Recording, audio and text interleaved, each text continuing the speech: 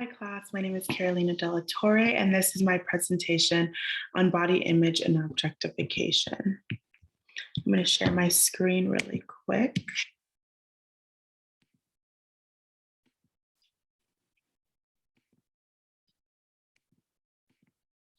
All right, here we go. So body image and objectification by Carolina Della Torre. Some definitions that are important to know.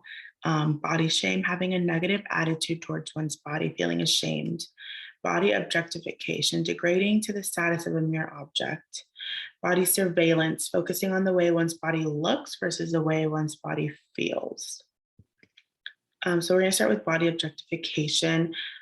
We see this all the time in our everyday. So some examples are the Carl's Jr. ad. I'm sure we've all seen it. It's of a woman on a poster. Her mouth is wide open and there's a hamburger right in front of her. And it has the caption on the bottom that says, it'll blow your mind. So in this one, we're kind of just saying eating a burger is being compared to sex, which is just like, it's very unrelated. But it's just something that we would see in any ad pretty much. And then there's an Audi car commercial that it pretty much compares marriage and marrying a woman as an important decision, or as important as purchasing a car. And so it's degrading because it's comparing like a woman to being an object that you can just own and buy, just like you would a car, when a woman is not just an object, right? I interviewed someone for my paper, and this is what she said that she felt that objectification was. I think it means that girls are looked at and valued for their bodies. Objectification strips girls of their humanity, and they're seen as objects of consumption. We see a ton in our media. Companies and brands objectify women's bodies to advertise and sell their products all the time. We move on to body image. Body image affects confidence and self-esteem. Body shame can be helped, but oftentimes it leads to poor choices. Poor choices, would be some people would want to attain a specific body type. And in order to get that, you might be skipping meals, you might be punishing your body and doing an excess amount of working out, which is probably not good for your body, right? Things that might influence the way we feel about our bodies, comments made by the people we love. I know maybe a lot of us have experienced that. Comparison to peers, whether that's in real life or through social media, it's so easy to compare yourself to those that are around you, whether it's at school or just, logging onto Instagram and seeing pictures. We compare things that we have and the way that we look to the way that others look. And then finally, the media, magazines, TV, celebrities. I don't know about you, but anytime I'm at the checkout line at the grocery store, there's always a magazine that, like, on the cover, it's like how to lose this amount of weight, or, talking bad about celebrities because they gained X amount of pounds, or, pointing out their imperfections. Well, what's seen as an imperfection in society. And so people that are already feeling self-conscious about their bodies, they might, even something as simple as going grocery shopping might be triggered at the checkout line.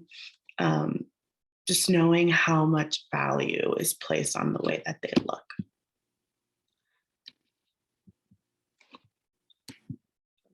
Next. Okay, here we go. In my paper, I looked at an article called The Selfie Generation.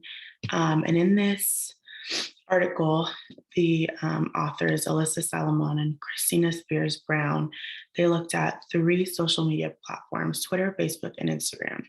They wanted to see if the frequency of use by adolescents had an effect on their participation in self-objectification and body shame. So it was found that there was a positive correlation between self-objectification and body shame, such that the more they participate in self objectification, so that's the act of taking and posting selfies for likes and feeling accepted by others, the higher their body shame was. So the more negative the attitude towards their body was. Through a sociological lens, there's a lot of different ways to look at this. So we'll start with race, ethnicity, culture. Um, I'm Hispanic. In my culture, it is so normal to hear people talk about and comment on other people's bodies, unfortunately. Um, and for some people, it's so normal that they're not bothered by it. But for a lot of people, it can be really triggering. So um, it's something that I think the younger generations are trying to put an end to.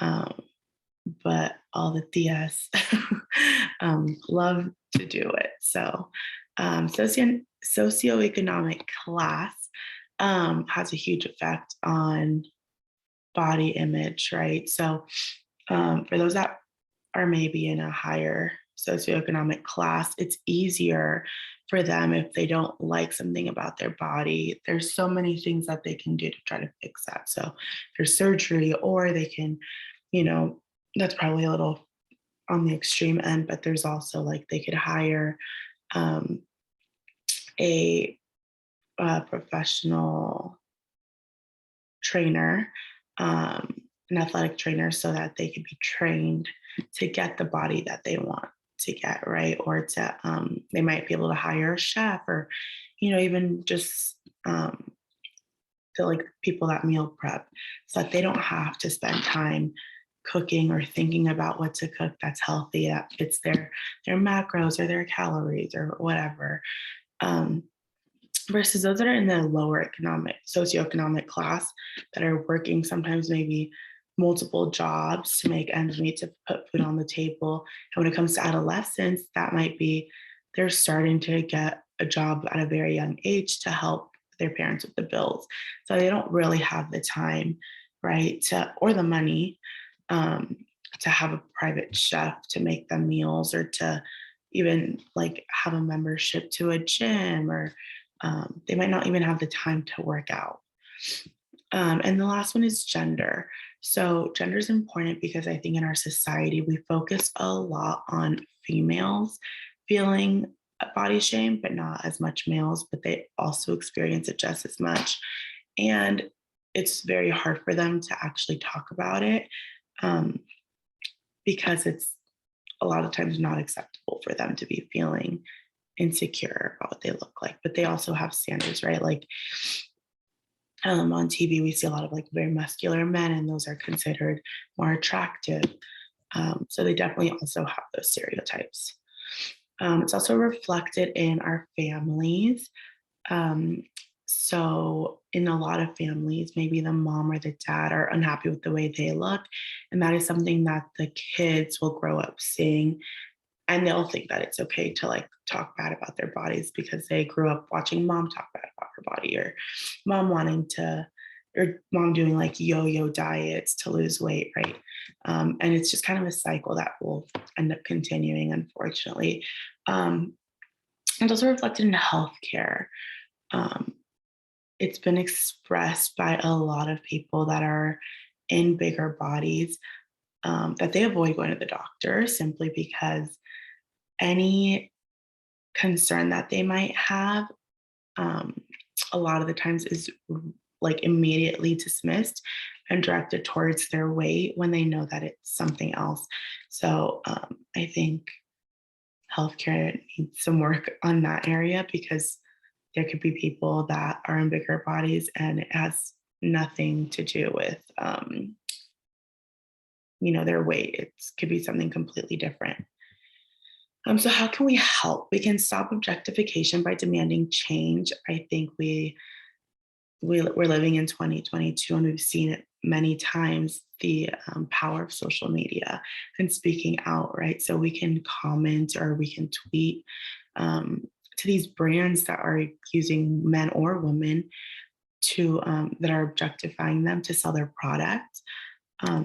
We can speak out against that and put an end to it. We can try to prevent body shame by avoiding terms such as good foods, bad foods, healthy versus unhealthy.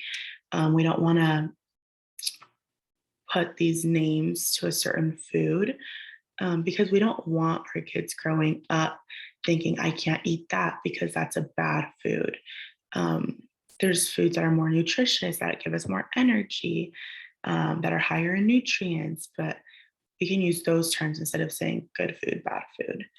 And finally, movement, making it fun. Obstacle courses, dancing, hiking, playing music, all of these things might add an element of fun. It's still working hard and feeling you got a good workout in. I read another article that focused on people that had negative self, that had experienced body shame, and if they were more inclined to work out versus those that were afraid of feeling body shame, and if that had any relation to how much they worked out. So it was found that those that already experienced body shame avoided movement versus those that hadn't experienced body shame, they were afraid to. So they seeked out more physical activity. Some resources that I found for those that might be struggling is the National Eating Disorder Association. On that website, you can find a ton of information, statistics, prevention, um, more details on specific disorders if you're interested in learning more about them.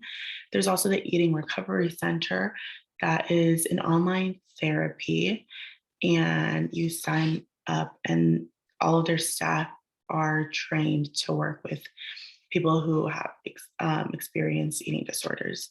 And then finally, I have ClassPass. As I mentioned a couple of slides back, adding an element of fun is so important. You don't want your workout to feel like something you have to do. You don't want it to feel like you're punishing your body. So with ClassPass, you're able to try out a whole bunch of different classes. It's kind of like a gym membership, but you get to go to multiple gyms or multiple like little boutique style classes, anywhere from like spin classes to yoga to bar, Pilates. You get to try different forms of workout. And I think that makes you not feel bored with your workout and just trying new things. And that's all I have for today. Thank you.